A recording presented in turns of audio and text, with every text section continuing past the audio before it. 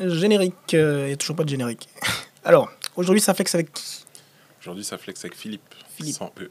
Bonjour Philippe, comment ça va? Ça va très bien et toi?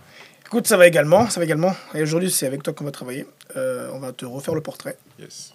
Au début, je sais que tu t'appelles LFK, Mm. mais ceci a changé. Donc, Ça a changé. Philippe, aujourd'hui, Philippe, le nom de famille, c'est Kibongi, qui veut dire serviteur en lingala. Lingala. D'accord. Et est-ce que tu as d'autres prénoms?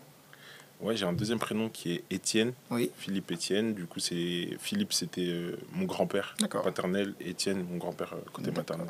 Et tu es bien né un 24 décembre 98 à... Montfermeil, Voilà. en 93. Ok. Déjà, pour commencer, est-ce que tu as Est-ce que tu as un passe-temps que personne... Enfin, insoupçonné. On ne peut pas se dire, ah, il fait ça, Philippe. Moi, comme je te disais en off, je suis passionné de Marseille. Oui. Donc, Ça fait plaisir à quelqu'un ici, ça, en plus. Ouais. Quelqu'un Moi, je d'équipe suis est très fan de passionné Marseille. Ma famille est beaucoup de footballeurs, mais D'accord. j'ai des gens de ma famille qui habitent dans le sud. Ok. Donc, je suis très, très, très imprégné de la culture marseillaise. D'accord. Après, passe-temps, vraiment, c'est la cuisine. J'aime beaucoup cuisiner. Faire des Ah, quand la petits- chaîne YouTube? Bah, quand tu veux. Quand tu veux. Non, mais c'est vraiment quelque chose que je kiffe faire et pourquoi pas avoir un projet en lien avec ça plus tard. On ne sait jamais, parce que sans même trop transiter, beaucoup d'artistes finissent par avoir leur chaîne De cuisine, de c'est vrai? cuisine. Ouais, ouais. On en a un à Orléans aussi. Bon, c'est pas de la cuisine, mais on va y arriver avec le temps. Ok. Déjà, comment toi et moi on s'est rencontrés? Parce que je sais pas si on a la même version. Normalement, on devrait avoir la même version.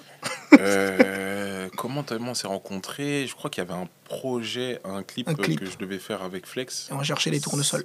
On cherchait des En tournesols. septembre. Ouais.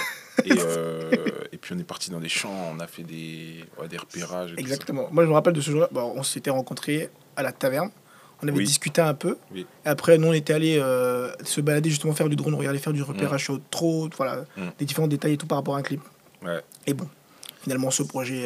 Il n'avait pas abouti, mais ouais, je me rappelle, c'était. Je pense que c'était en 2021, je crois. 2021. 21. Ouais. Si, 2021. 2021. Et du coup, bah, c'est là que moi j'ai vu ce que tu faisais à ce moment-là. Et c'est là que j'ai commencé à me dire, bah, en fait, ce que tu faisais était intéressant. Et j'ai commencé à voir, mais en fait, qu'est-ce que tu faisais réellement? C'était quoi ton créneau? Ouais. Et c'est là que j'ai vu que finalement, tu étais quelqu'un qui, quand on me parlait de toi, c'était R&B, Afrobeat Ouais. et un peu de variété française. Et toi, comment tu as, construit, on va dire, ce truc-là? En fait, là, tu touches vraiment précisément le point important de ma carrière et comment je me décris. Bah, d'ailleurs, dans mes bios, souvent, c'est ça. En fait, moi, la musique, j'ai bercé là-dedans. Parce que mon père, il chantait. Ok. Pas de manière professionnelle, parce que quand il est arrivé en France, pour lui, la vision qu'ils avaient en Afrique des artistes, c'était t'es un voyou, tu fais de la musique. Ouais, c'était très péjoratif. Tu vois, Ouais. c'était péjoratif. Et lui, quand il est arrivé en France, il avait ce besoin de il faut réussir, il faut s'en sortir avec des métiers. C'était très conventionnel, tu vois, à l'époque. Mais en douce, il chantait, tu vois. Il aimait beaucoup la musique. Et nous, chez nous, il y avait beaucoup de CD qui tournaient. Donc ça, c'était déjà quelque chose qui nous permettait d'être imprégnés. Ouais. Après, nous, on allait à l'église, on a eu une éducation chrétienne. D'accord. Donc à l'église, je chantais. Tu vois, je chantais, il y avait de la chorale, il y avait pas mal de choses. C'était naturel pour nous. À côté de ça, j'avais un cousin qui rappait, qui a peut-être 10 ans de plus que moi. D'accord. Et qui a vécu avec moi chez nous pendant longtemps. Donc qui m'a fait écouter des CD et qui m'a fait découvrir pas mal de choses. T'as un peu mis dans Dans l'atmosphère, le truc. même si tu étais déjà un peu imprégné de ça. Voilà, mais j'avais toutes ces influences-là. Et à côté de ça, il y a ma mère qui m'a fait écouter la variété française, qui m'a fait découvrir. Ok. J'ai beaucoup de CD chez moi. Et en fait, c'est tout ce mélange-là qui m'a permis de créer mon identité. Dans la variété française, enfin, ça a été quoi on va dire, tes premiers pas en variété française même? Moi, mes premiers pas, c'est... déjà, il y a eu la Starac. Ah. C'est la première Starac. Ah oui. J'étais hyper bébé, mais tous les CD de la Starac, je les ai eus. Toutes les personnes qui sont sorties de la Starac derrière, que ce soit Jennifer et compagnie, j'ai écouté. Après, je me suis intéressé à la variété au sens plus large. Tu avais Natacha Saint-Pierre, j'ai beaucoup écouté. Puis j'ai creusé. Francis Cabrel, ma mère était fan de Francis Cabrel. J'ai écouté du Sardou, puis après ça a été Aznavour, Edith Piaf, et puis plus j'ai grandi, plus je me suis intéressé vraiment en profondeur à la variété. Bah, c'est même ça finalement qui rend, on va dire, finalement riche, on va dire, ce que toi tu fais et que tu aimes de base, parce que c'est bien d'aimer une chose, mais quand tu commences, on va dire, à l'alimenter petit à petit, bah, tu donnes une autre forme, ce qui fait que bah, tu peux, on va dire, un peu sortir du lot par rapport à clairement, trop plein de choses. Et puis je trouve qu'il y a un truc aussi qui est fou, c'est que moi, avant de découvrir la variété, tu sais, il y avait toute la culture afro-américaine. Ouais. Bah, c'est aussi lié au fait que j'ai une éducation chrétienne, mais Ouais. pour moi, les repères, c'était ça, tu vois. Et puis, je m'identifiais aussi parce que c'était des noirs, tu vois. Ouais. Donc, en fait, quand je voyais à travers à la télé ou à travers même les sonorités, Ouais. etc., je me disais, ah, c'est ça, je connais cette musique-là. Ok. Mais quand j'ai découvert la variété, ça a éveillé d'autres choses. Je me suis dit, mais ça, c'est quelque chose que je connais pas et tout. Ouais. Mais c'est intéressant aussi d'aller choper ça. T'avais creusé à ce Et moment-là. ça, j'ai creusé à ce moment-là, tu vois. Ok. Et on va faire un petit pas de côté parce que là, tu parles vraiment de le côté passion de ce que tu faisais. Mm. Mais à côté, c'était quoi ton parcours, genre De académique? vie. Qu'est-ce Ouais. que tu faisais? Moi, ce que je faisais, faut savoir que moi, j'étais un enfant très, très dissipé, hyper actif, tu vois. Tiens. Je sais pas si ça a été diagnostiqué en tant que tel, mais j'ai été voir des psys et tout. Quand j'étais au collège, j'étais Stylé. hyper actif. J'avais trop d'énergie, je faisais 2-3 sports en même temps. Tu dormais?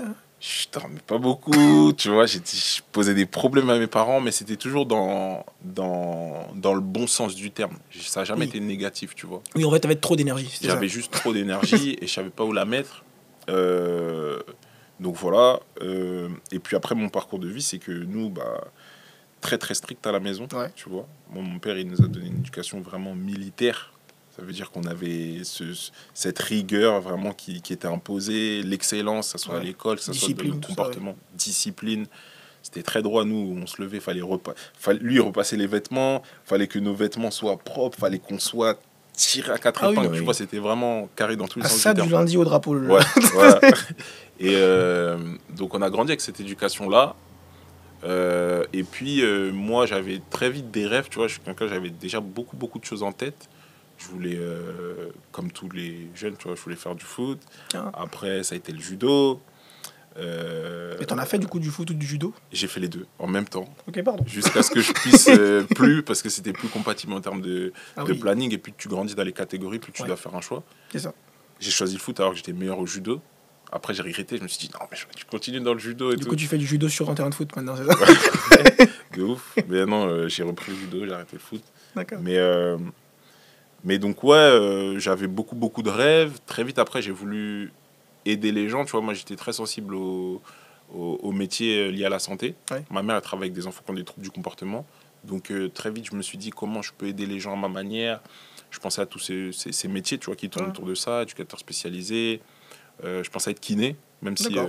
kiné, t'as moins ce truc relationnel. Enfin, t'as ce truc relationnel, mais il est moins présent que quand Oui. tu travailles avec des enfants qui ont des troubles Si, du c'est vrai, comportement. Et donc j'ai tenté ça. Finalement, ouais, je me suis réorienté. J'ai pris d'autres Ok. voies, mais le Philippe Petit, c'est ça.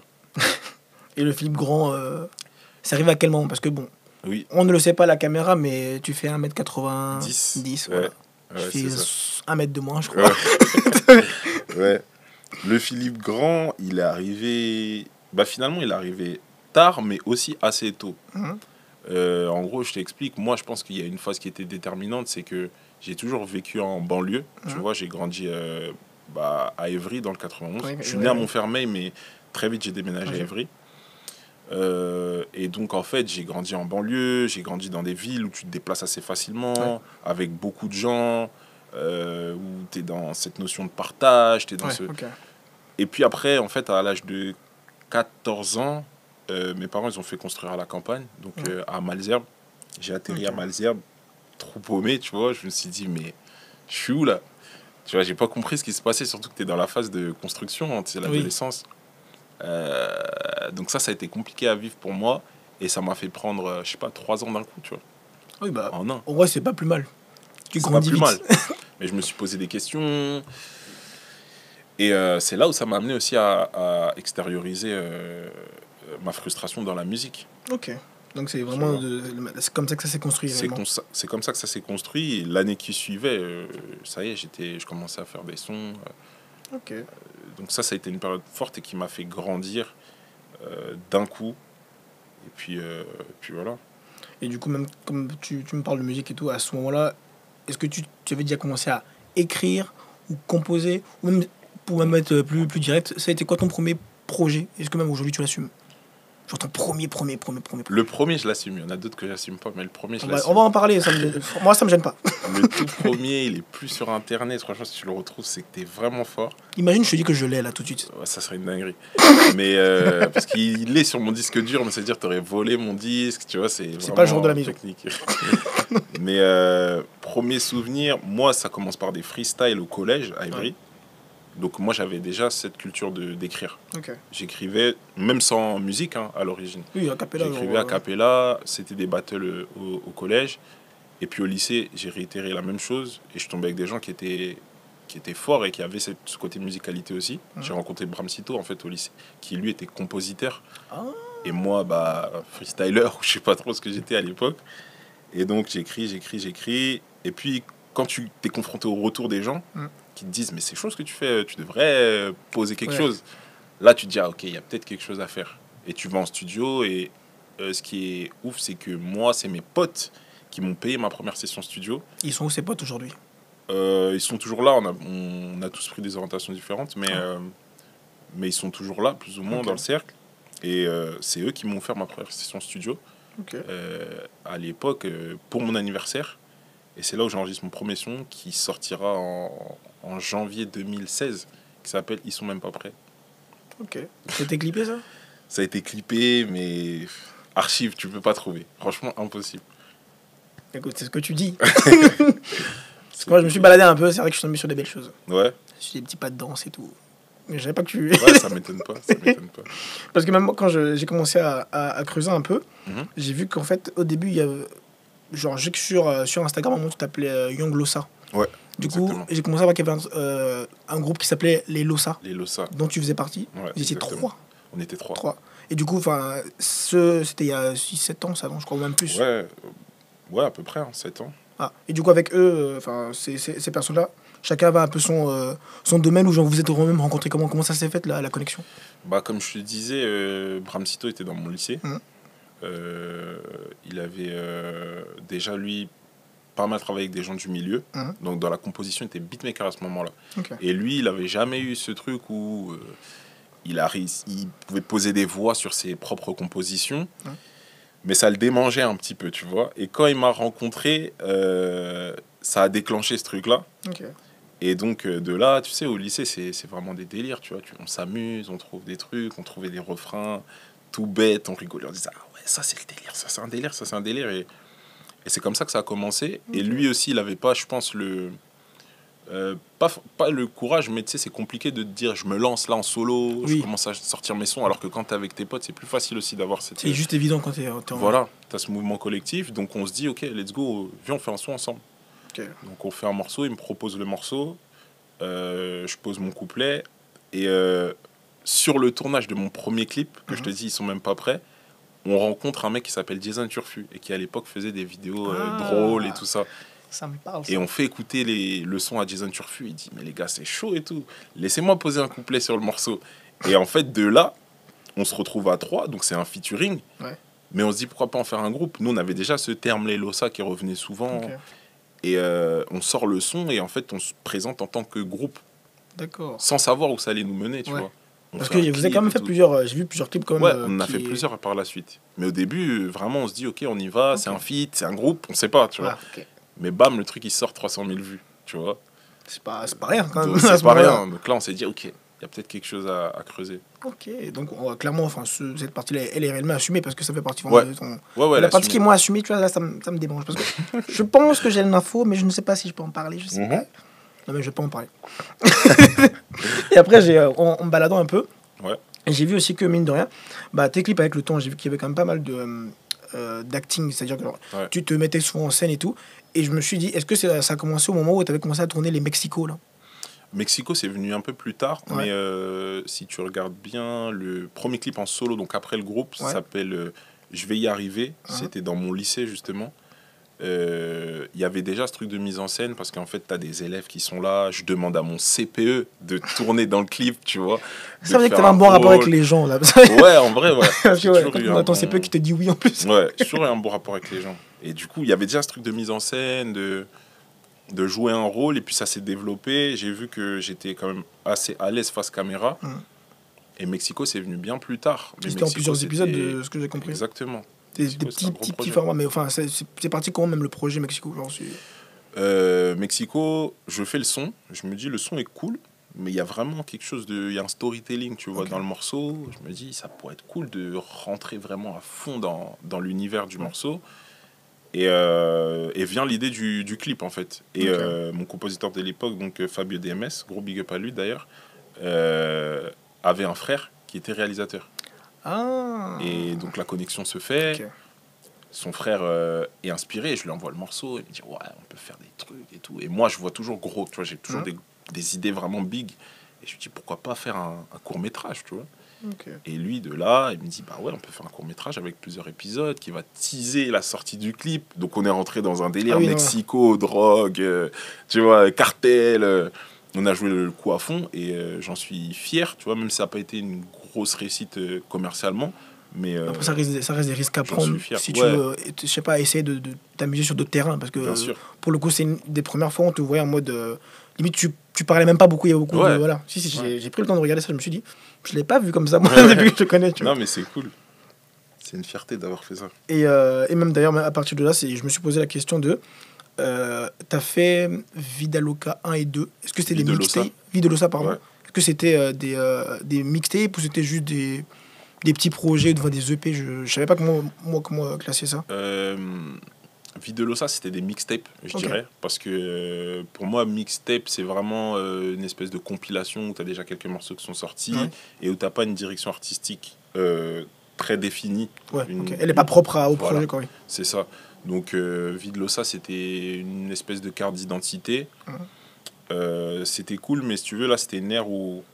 Moi, 2017, ça a été une grosse année pour moi. Parce que, du coup, je démarre en solo.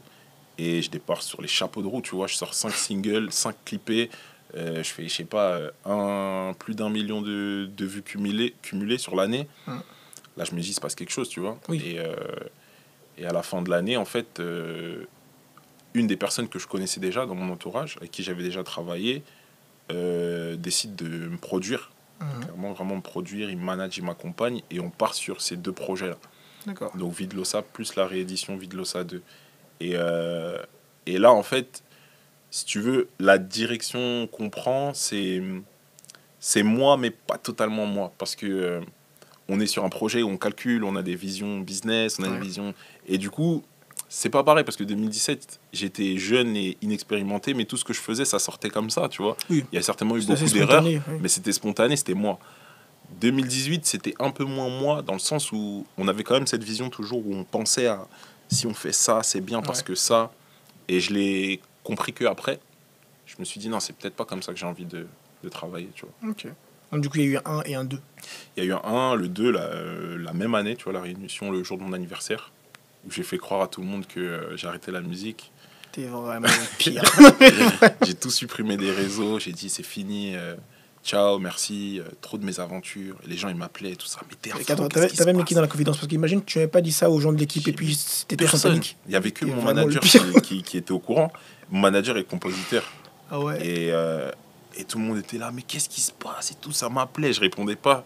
En plus, j'entretenais le truc. Ouais, et je mettais des audios, des gens qui m'envoyaient des audios en mode force à toi, franchement, si t'as besoin, appelle-moi et tout. Et je mettais en story, les gens ne comprenaient pas. Et le lendemain, je dis nouveau projet, réédition du projet et tout. Les gens, ils ont dit, t'en détestes et tout.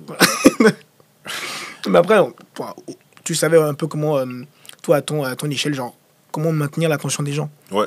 C'est important. Des fois, les gens voient ça comme de la manipulation, mais c'est quand même quelque chose où, si tu n'as pas, t'es pas quelqu'un où tu ne produis pas une chose qui font que les gens se disent, bah, je vais m'intéresser à lui, ok, il fait ça, mais j'ai envie d'aller plus loin que ce qu'on voit déjà de la personne. Et je pense que c'est ça qui est intéressant dans ta posture d'artiste. Des réactions. Mais ça, oui, ça, je suis complètement d'accord. Sinon, on s'ennuie, on se fait chier, en fait, tu vois.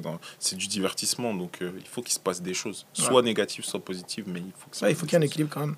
Et tu vois, moi, je suis rentré... J'ai mis un petit pied dans le dernier projet qui est La chance n'existe pas, où j'avais fait les photos pour le press kit, on avait fait un shoot et tout. Et bah, typiquement, c'est à ce moment-là que moi je me suis dit, ah d'accord, La chance n'existe pas. Moi, c'était comment dire, je veux pas dire c'est une phrase que moi j'avais en tête, parce que j'avais toujours ce côté de, si une chose t'arrive, c'est que ça devait arriver. Ouais. Tu vois, genre, c'est pas en mode, oh, c'est vraiment du pif-paf, genre, c'est du hasard, parce que il y a Michel Montaigne qui disait un truc, c'était rien de noble ne se fait sans hasard. Ouais.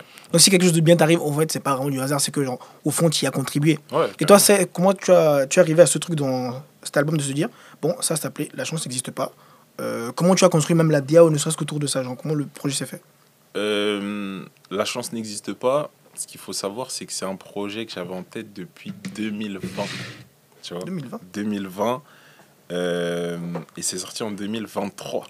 C'est-à-dire que le Covid a participé à la production. Le Covid a participé. Tu n'as même le droit de dire le mot Covid en plus. Je sais même pas. Ouais, le Covid, il a clairement participé parce qu'en fait, la période que je t'expliquais, là, 2018, où j'étais avec mon producteur, où j'ai senti que j'avais moins de sens en fait dans ma musique, que j'étais moins épanoui, que c'était trop calculé, c'est ça qui m'a permis de déclencher des réflexions et de me dire qu'est-ce que c'est en fait la musique, qu'est-ce que j'aime, pourquoi je fais de la musique. D'accord. Et à ce moment-là, je me suis posé beaucoup de questions. Donc entre 2019 et 2020, je me suis dit, ok, qu'est-ce que je veux faire?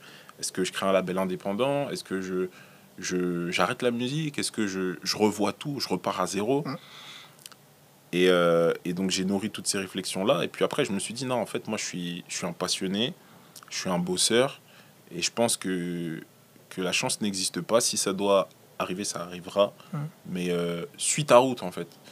Et de cette réflexion-là, je me suis dit, ok, mon prochain projet, je ne sais pas quand il sortira, mais il s'appellera comme ça. Et j'ai noté, c'est dommage que je n'avais pas le carnet, mais j'ai noté sur un carnet, chapitre 2, donc chapitre 2 de ma carrière, de ma vie même, la chance n'existe pas. Okay. Tu vois. Et à partir de ce moment-là, j'ai commencé à faire du son avec une autre vision en tête. J'ai eu pour projet de créer mon label indépendant, ce que j'ai fait. LFK Music. Du coup, c'était LFK Music au début, puis après, on a changé de nom et on est passé sur une structure vraiment professionnelle, parce qu'au début, c'était une asso, et maintenant, ça s'appelle Only One Way. Ah, ok. Donc, c'est vraiment un label en tant que tel. Je le vois du coup sur le CD. Ouais. Que je montre à ceux qui Carrément. Et donc de là, je me suis dit, il faut que je fasse un projet, tu vois. Il faut que je fasse un projet qui a du sens avec, tu vois, plusieurs moments de ma vie, mais faire le lien musicalement. Tu sais, au tout début de ce podcast, ouais, j'ai du mal. Tu disais, il y a un peu de variété française, c'est un peu d'afrobeat, un peu de R&B. Ouais. Et c'est ce qu'on retrouve un peu dans les morceaux du projet. Ouais. C'est des petites capsules et tu vois un petit peu de toutes ces influences-là. Les différentes palettes sont bien visibles sur ce projet-là. Et ça, c'est un morceau, c'est un projet phare pour moi, c'est un déclic. Pour moi, la chance n'existe pas. D'ailleurs, je suis en train même de voir là. Moi, la photo, j'ai trouvé incroyable. D'ailleurs, qui s'en est occupé? Pour le coup, c'était pas chez Flex. Non, c'était pas chez Flex. C'est Bruno Gasperini, qui est un photographe parisien. Que tu as rencontré comment? Que j'ai rencontré comment? Ce qui est fou, c'est que c'est lui qui a fait ma toute première cover de ma carrière, vraiment, en solo, en 2016, fin 2016. Il a fait la cover d'un morceau qui s'appelle Danse pour moi, qui est mon morceau le plus populaire, tu vois. Ah, que t'as fait le son avant et t'as clippé longtemps après. Un an après. Ouais, un an après. Et si c'est le rappel, j'ai vu. Et ça, c'est le tout premier morceau de ma carrière. Et ce qui est fou, c'est que je suis obligé de te raconter cette anecdote. T'as pas le choix, de toute façon, on a le temps. En fait, Danse pour moi, bon, c'est un morceau que j'ai fait un peu sur un coup de tête, on va dire. Je reçois une prod de Fabio DMS. C'était la première fois que je travaillais avec lui. Moi je suis très ouvert aux gens, donc je me dis mais c'est cool ta prod et tout, bah vas-y, tiens, on échange nos numéros, tac tac tac. Ouais. Et la prod m'inspire. Moi je suis un peu un fou, j'ai aucune notion de comment ça fonctionne la musique. Je me dis ok, je prends rendez-vous avec un mec, un ingé son, qui aujourd'hui est l'ingé son de PNL, tu vois, un mec hyper en place. Ça coûte combien? Il me dit les tarifs, c'était hyper cher et tout. J'essaie de réunir de l'argent. Et les potes qui avaient payé la première session. Ouais, voilà. Et j'y vais, je prends 2 heures de studio. Ouais. J'y vais, je pose le morceau. Ce que j'ai posé là ce jour-là, c'est la version finale qui est sortie derrière sur les plateformes. Il n'y a pas eu de mix, il n'y a pas eu rien du tout. C'est-à-dire que j'avais vraiment zéro notion de ce que c'était la musique, tu vois. Je suis allé one shot, bam, et je suis sorti. J'ai fait écouter à mes potes. Ah, mais ça, c'est trop lourd, c'est trop lourd. Ah ouais? Vous dites ça, vous? Ok. J'ai cherché sur Internet. Photographe, studio photo. Le jeudi, je fais une photo. Le vendredi, je sors le morceau sur YouTube. Et je l'envoie aux plateformes. Et Bruno, il a été hyper réactif, mais je pense qu'il s'est dit dans sa tête, c'est un fou ce type, parce que je suis venu, j'avais une casquette à l'envers, pull noir. Il m'a dit, c'est quoi ta DA? Je sais pas, j'ai besoin d'une photo là, tu vois. j'ai un morceau qui est chaud, il me faut une photo. Et il me dit, bah vas-y, fais-moi écouter le morceau. Et ça, c'est romantique, c'est quoi le mot? Je lui dis, bah écoute le morceau. Il écoute le morceau, il me dit, bah ouais, peut-être un peu de rouge, un peu l'amour. Je lui dis, t'as pas une rose là, un truc? Il me passe une rose, je mets une rose comme ça, tac, on fait la photo, et vraiment spontané, je sors le morceau le vendredi, 300 000 vues. Oui. Et 500 000 vues l'année qui suit avec le clip et tout. Et Bruno, du coup, c'est trop marrant parce qu'il a vécu ça, et de là, je l'ai pas perdu de vue parce qu'il était très fort, tu vois, en termes ça de qualité. A pris plus de sens de te dire, bah, si je vais vers lui, c'est beaucoup plus intuitif en vrai. Ça faisait aussi retour aux sources et quelque part, je m'appuie sur la personne qui est là depuis le début. Ça, c'est très beau. Donc gros big up à Bruno Gasperini. En tout cas, moi, je me rappelle que j'étais à la release party, je crois. Ouais. Qui était au Crige. Au Crige à Orléans.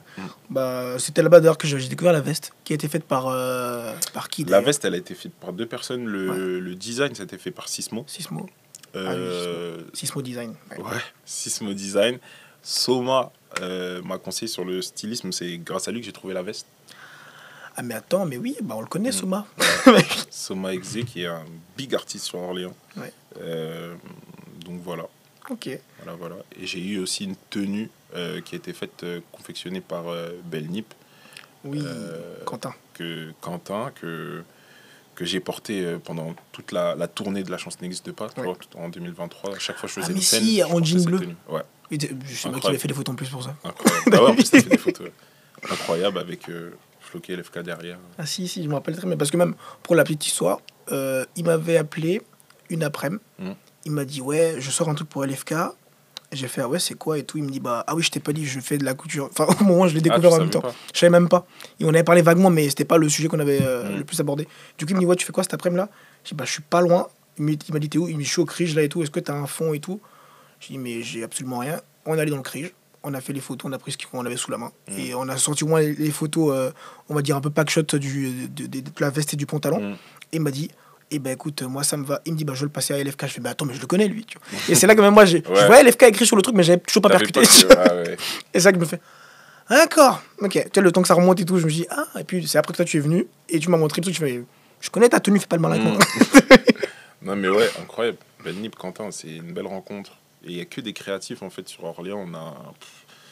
On a un vivier de fous malades. Mais ça, je me tue à le dire à chaque fois. Tout le monde passe son temps à dire qu'en fait, dans certaines villes, il n'y a pas grand-chose. Mais je pense que toutes les villes n'ont pas le réflexe de se dire il y a des créatifs partout, mais personne ne va vers eux parce que souvent, ils sont un peu en mode, ils se sont délaissés. Parce que moi, c'est vraiment même en termes de musique, souvent, tout le monde pense que pour percer, il faut aller à Paris. Ouais. Et pour moi, c'est un raccourci de dire ça parce qu'au fond, si tu es nul, tu vas à Paris, il ne se passera rien. Il ne se passera rien. Et puis Paris, c'est bouché. T'as des codes à respecter, tu peux pas arriver comme ça, tu vois. Nous, on développe nos cercles à Orléans et puis ils grossissent.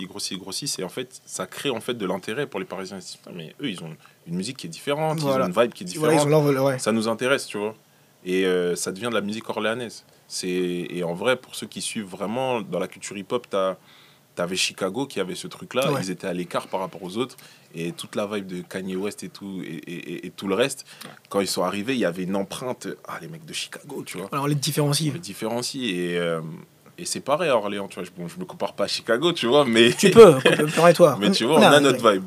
On a notre truc. Mais tu vois, typiquement, moi, je vais commencer à parler à l'industrie, parce que je pense que tu as beaucoup eu à bosser avec des beatmakers, différents et tout. Et là, je vais te mettre dans un exercice où toi, t'es LFK, tu veux choisir un beatmaker. Je suis Philippe. Le contre Kems de Zinzin. Ok. Tu es Philippe, sans E. Sans E.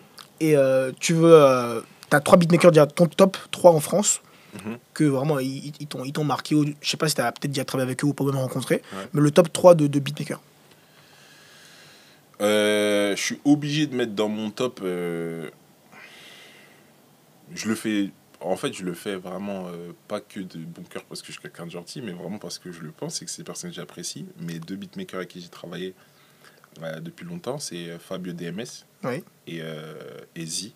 Zi qui a fait tout le projet La Chance n'existe pas, qui est un compositeur incroyable, mec de l'ombre. Tu verras jamais une photo de lui sur Internet, mais par contre, c'est la rencontre de l'année 2023. C'est The rencontre. Et donc Zi qui est ZEE qui est un grand compositeur, qui est compositeur d'un artiste qui s'appelle Sodad aussi, qui est producteur plutôt de Sodad. Donc voilà, Fabio DMS, parce que c'est un mec ultra talentueux. On s'est un peu perdu de vue parce que, bah, en vrai, il a pris un niveau qui est tout autre aujourd'hui, tu vois. Il a passé un step, il travaille avec toute l'équipe de TAC, voilà, Warren, qui est un super bon pote aussi, Warren Sada. Okay. Plein de gens comme ça, et donc on s'est un peu perdu de vue, mais il a quand même participé, tu vois, sur le projet. Il a fait pas la peine. Et Fabio DMS, il est ultra fort. Il a vraiment une vision artistique. Moi, je respecte ce gars. Et puis après, en beatmaker, il y a un mec que j'adore, c'est Danny Santé. Ah oui. Tu vois, Danny Santé qui est à la tête de tous les hits. Mais j'aime bien l'audace qu'il a et... Et ouais, ce qu'il met dans ses morceaux. Et puis souvent, en fait, ce que j'aime bien avec ce mec-là, c'est qu'il est capable de faire des hits avec n'importe quel type de son. En plus, il vient à peu près du même environnement que toi. Ouais, plus ou moins. Il chantait à l'église aussi. Ouais, plus ou moins. Il chantait à l'église aussi, gospel, ouais. Et tu vois, il fait des hits avec... il peut te faire un hit variette, il peut te faire un hit afro, un hit house. Moi, je respecte de fou ça, tu vois. Ouais, ok. Moi, si tu me fais un séminaire avec ces 3 personnes-là... Tu braques l'industrie musicale. Ouais. plus des musiciens, tu vois, mais ils sont déjà eux-mêmes musiciens, mais plus des musiciens et tout, ouais, ça y est. Ok. Et du coup, même dans cet exercice de te dire, bah là, il te faut les 3 là pour vraiment un séminaire, tu choisis ces 3 là. Et quand toi, tu rentres dans le processus de création, comment ça se passe? Il y en a qui vont te dire, bah, être isolé, il y en a qui disent, bah, j'aime manger, je sais pas moi, que du kiwi. Enfin, on a chacun nos petits rituels. Ouais. Toi, c'est quoi le dire? Quand on te dit, ça y est, là, hop, on va être en mode création. Phase de création. Ouais. Moi, c'est assez particulier parce que si tu veux, si je vais en séminaire pour aller en séminaire, ça marchera pas. Ok. Moi, c'est souvent du ressenti. Par exemple, là, c'est des cycles. Tu vois, là, j'ai plus envie d'aller sur scène. Parce que 2023 jusqu'à début 2024, j'ai donné, tu vois, en termes de scène. C'est vrai que je t'ai vu beaucoup dans mes stories. J'ai fait beaucoup de scènes, j'en ai mangé. Et en fait, je trouve que c'est des cycles. J'ai donné ce que j'avais à donner, j'ai reçu de la part du public. Ouais. Là, j'avais besoin de stopper et revenir me recentrer sur moi-même. Donc, c'est pour ça que j'ai pas fait de studio pendant longtemps, là, après début 2024. Après, il y a une longue période où j'ai pas fait de studio, tu vois. Okay. Là, j'ai repris le studio, parce qu'il y a d'autres choses qui arrivent. Ouais. Mais c'est des cycles. D'autres choses qui arrivent. On va en parler. Mais il y a des choses qui arrivent. Donc, en fait, j'ai un second souffle, tu vois. Vu que j'ai pris du temps pour me recentrer sur moi, maintenant, là, je peux aller en studio. Okay. Donc, moi, ça fonctionne par cycle. Dès que c'est le cycle, la période où je dois aller en studio, je vais en studio avec, du coup, de l'inspiration qui est naturelle. Okay. Là, je suis dans une période où j'écris des textes sans instru. Donc, tu vois, j'ai des thématiques qui me viennent et tout, des trucs. Parce que c'est la période. Et bien là, tu fais une bonne transition parce que j'allais te demander après, les thématiques toi qui te parlent, c'est autour de l'amour et tout à chaque fois. Mais est-ce que tu n'as pas, parce que je sais que c'est déjà arrivé, je le vois chez certains artistes, certains ils ont des influences, on va dire, les mythes gréco-romains, ça peut être même l'univers asiatique, ça peut être les contes japonais. Toi, tu es basé sur quelle partie en fait de ton influence, pardon?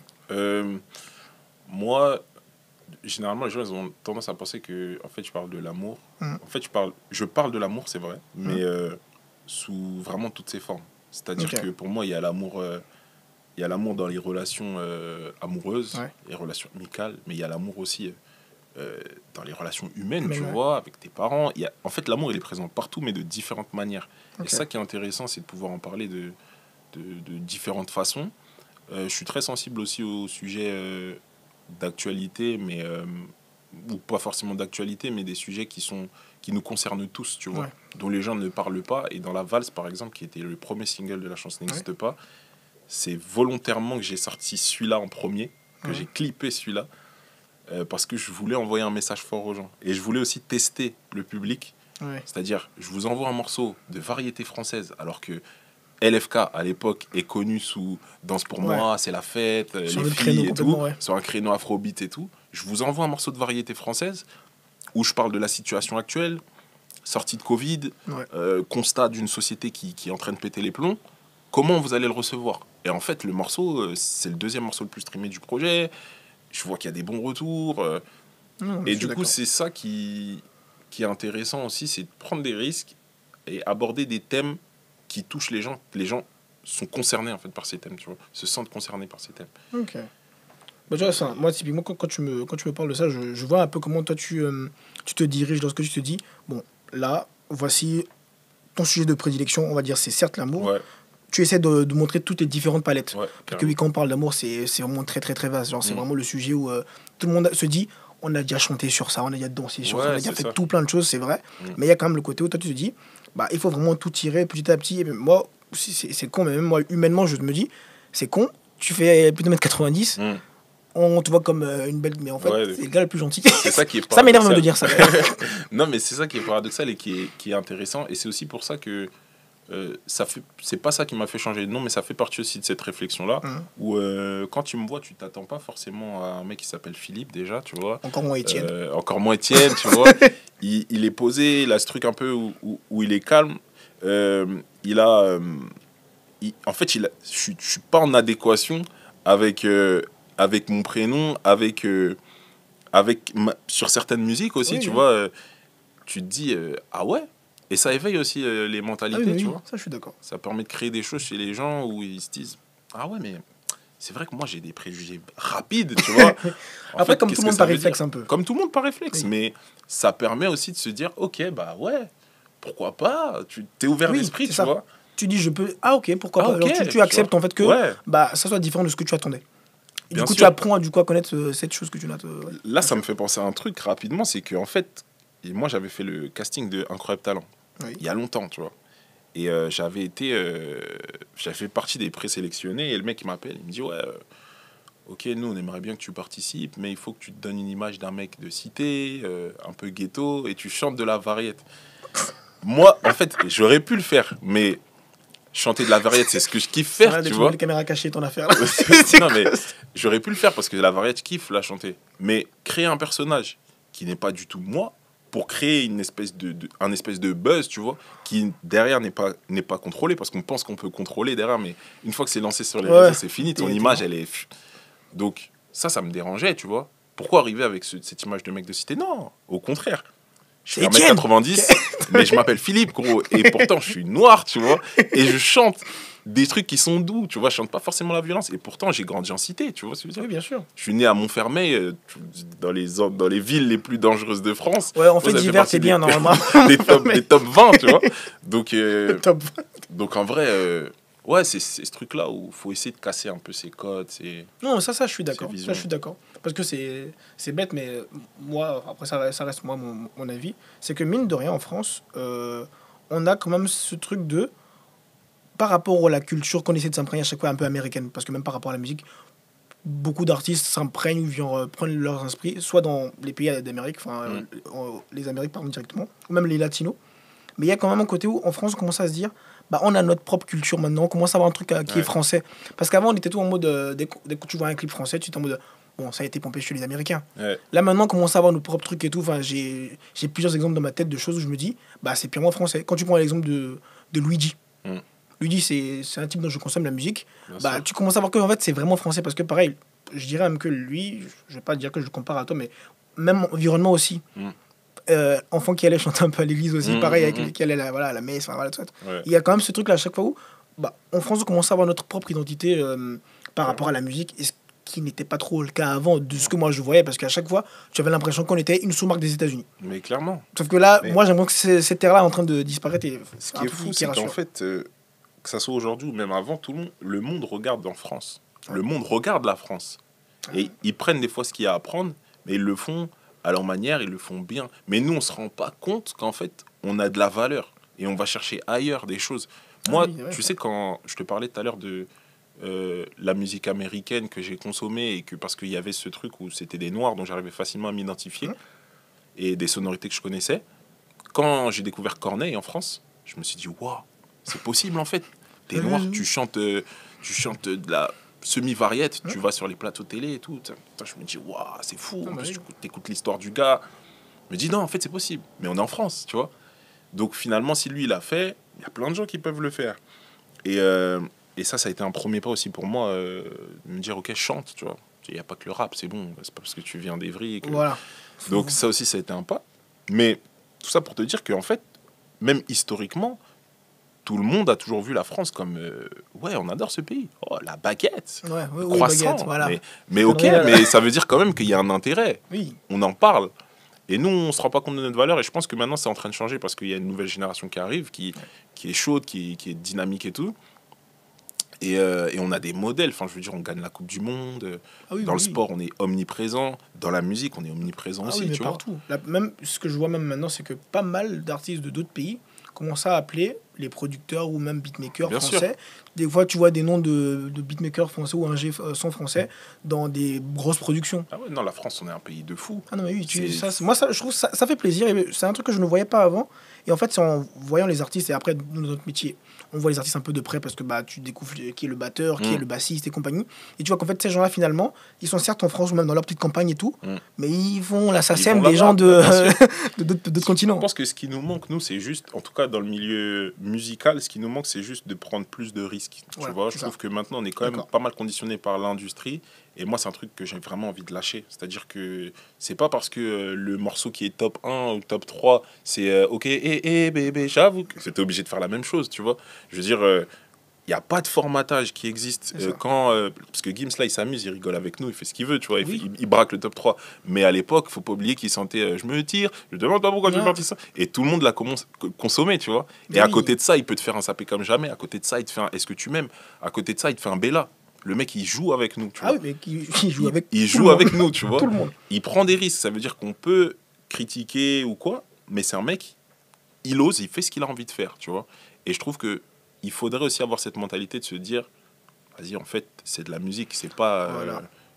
t'as pas d'obligation CDI, voilà. Non, mais ça, je suis d'accord. Il y a même le côté case où, dès que quelqu'un est un peu polyvalent, on le discrédite sur d'autres trucs. De ouf.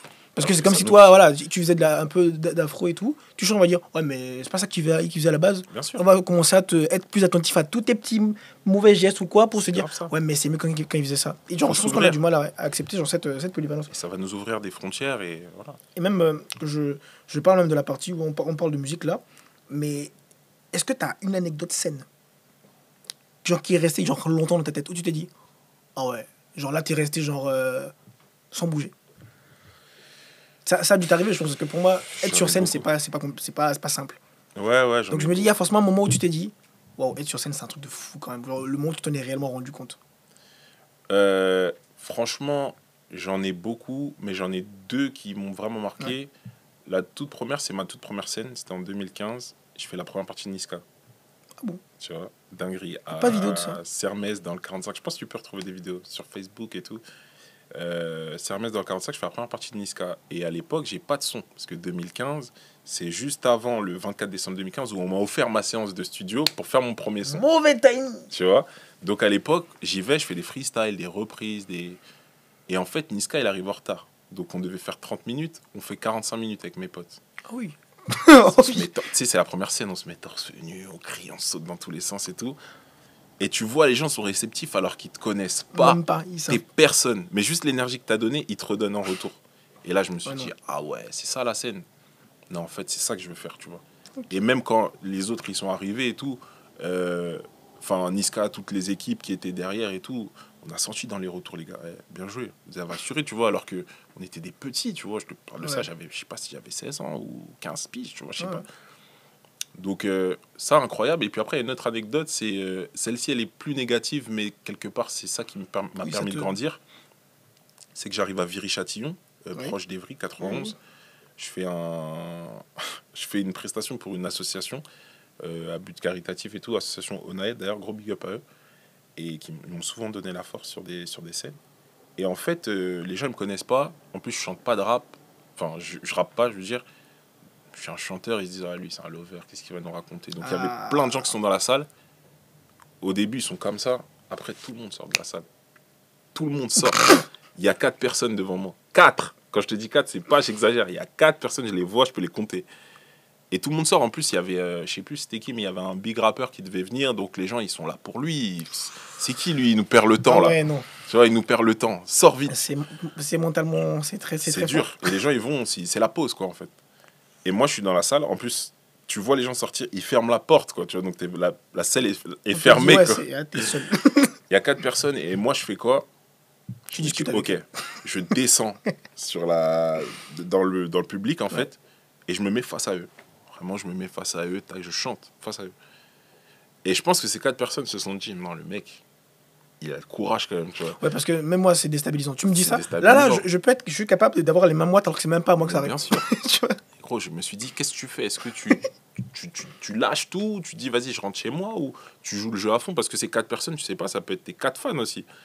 Ouais. Je descends, je chante devant eux, je finis ma prestation, et je vois les gens qui re-rentrent au fur et à mesure, ils re-rentrent et tout. Et je finis ma prestation, il y a quand même pas mal de gens dans la salle, et je me dis, en fait, il faut aller au bout des choses. Faut pas avoir honte, parce que de toute façon, tu es un personnage public, tu te montres. À partir du moment où tu choisis de te montrer, tu acceptes un peu ce truc-là. Tu acceptes.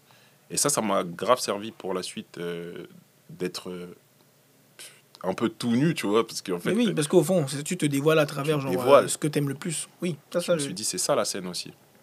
Et si toi, en tant que Philippe, tu dois faire face à quelqu'un qui te dit, bah, j'aime beaucoup la musique, peu importe le registre, hein, ça peut être vraiment n'importe quel style de musique, et te dit, mais qu'est-ce que toi tu me conseilles en longévité, enfin, qu'est-ce que je dois faire pour être dans la longévité, ou du moins comment, enfin, je suis vraiment quelqu'un, voilà, je suis peut-être un collégien qui adore faire ça.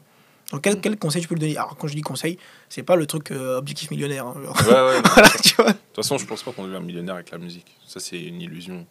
On gagne de l'argent, mais on devient pas millionnaire. C'est une vision qu'on nous montre parce que c'est très bling, à travers l'image, mais la veste, il l'a louée ou le frérot lui a passé. Les figures n'ont pas été payées. Voilà, tu vois ce que je veux dire. La vraie réalité, c'est que t'en as qui gagnent beaucoup d'argent, mais ceux qui gagnent le plus d'argent, souvent, c'est des producteurs, et t'en as qui sont un peu intelligents et qui essaient de le faire eux-mêmes et qui arrivent à s'en sortir, mais c'est toujours très difficile. Et puis même, c'est souvent des cas isolés, hein, parce que c'est comme quand on prend l'exemple du foot, il y en a plein, on dit ils sont trop bien payés, mais par rapport au nombre de personnes qui jouent au foot, bah, c'est ça. Bien payés. Donc en fait, ouais, ça c'est une illusion, mais pour revenir à ta question, c'était quoi ta question déjà? Qu'est-ce que tu conseillerais à cette personne-là Ouais, bah, moi je dirais que déjà il faut garder la passion. De un, si t'es pas passionné, ça sert à rien de faire la musique, tu vas nous desservir. Déjà, tu nous fais perdre du temps. Tu manges, tu marches sur d'autres gens et ça n'a pas de sens, tu vois. Même ton public va être faux. Les gens ne viendront pas en concert, ils viendront en showcase et tout, ils vont s'ambiancer, mais ils vont pas payer 80 balles pour aller t'écouter, tu vois. Donc, garde la passion, sois passionné déjà. Après, c'est de l'art, donc je pense qu'il faut prendre des risques, il faut oser tenter des choses. Je sais plus c'est qui disait ça, mais l'artiste, en fait, il est là pour... il doit aussi décevoir son public. Oui. Tu vois? Tu es habitué à toutes les émotions. Ouais, voilà. L'artiste, il est là pour... il n'est pas là que pour plaire. En fait, il doit, à un moment donné, sortir quelque chose et son public se dire... pourquoi? Tu vois? Mais, vu que j'aime bien le personnage, je vais rester, je suis fidèle, je vais essayer de comprendre le pourquoi du comment. Parce qu'en fait, c'est comme ces conneries de dire on dissocie l'artiste de l'homme. Moi, personnellement, en tout cas, je suis pas d'accord avec ça parce que l'humain définit beaucoup l'artiste. Tu vois, ça veut pas dire que ce qu'il va faire, c'est mauvais. Hein. Tu peux être un mauvais humain et tu fais des œuvres qui sont exceptionnelles, mais ça en dit long, en fait, l'humain. La manière dont il se comporte, ça en dit long sur sa musique après, derrière, ou son art, de manière générale. Donc, les gens s'attachent à une personnalité, à un artiste et à ses œuvres. Moi, aujourd'hui... C'est un ensemble, finalement. Bah, c'est un ensemble. Moi, aujourd'hui, je suis fan de Francis Cabrel. Il n'y a pas que Francis Cabrel que j'écoute, mais ça fait partie des artistes que j'ai beaucoup écouté. J'ai écouté tous ces disques-là. Je pense que j'ai bientôt tout. J'ai tout écouté. Il y a des trucs que j'aime pas. J'écoute et tout. Mais j'aime quand même Francis Cabrel. C'est pas parce qu'il y a un truc que j'aime pas que je veux dire, allez, lui, next. Mais ça c'est con, mais c'est une réflexion que je m'étais faite aussi. Parce que, alors, en termes de musique, genre, j'étais un peu large sur tout plein de choses. Mais le jour où j'ai commencé à capter, on va dire, la posture de l'artiste, c'est quand, à un moment, je donne l'exemple de Damso, tout le monde est en mode, oui, c'est un rappeur misogyne, ce que tu veux, genre, on l'attaquait systématiquement. Et j'ai écouté son son qui s'appelle Amnésie. Et genre, je le connaissais pas quand j'ai écouté Amnésie. J'ai écouté ça, le son m'a énervé. Je me suis dit, mais c'est pas bien ce qu'il fait et tout. Hein. J'étais en mode, mais il est détestable ce gars. Et quelqu'un m'a dit, Godwin, l'artiste a réussi sa mission. Tu as réagi. Ouais, c'est clairement ça. Et c'est là que j'ai fait. Mais big up au gars qui t'a dit ça, parce que en fait c'est trop ça, c'est la réaction, le public. C'est comme quand moi je vais en concert, je me dis mais le public, ils sont là, ils sont venus, peut-être ils ont pas payé leur place, ou peut-être ils ont payé leur place, ça dépend dans quel cadre, quel type de concert c'est, mais en tout cas le public est là, t'es obligé de leur transmettre des émotions, soit ils pleurent, soit ils rient, soit ils sont énervés, mais il se passe quelque chose, et s'ils sont énervés quelque part, c'est aussi une opportunité. Ça veut dire que ton délire est peut-être trop niché ou trop affirmé, ça leur correspond pas, mais c'est pas grave, c'est à dire qu'il y aura d'autres gens qui vont être clients de ça. Mais c'est ça, transmettre des émotions. Donc, il y a la passion, prends des risques, crée en fait.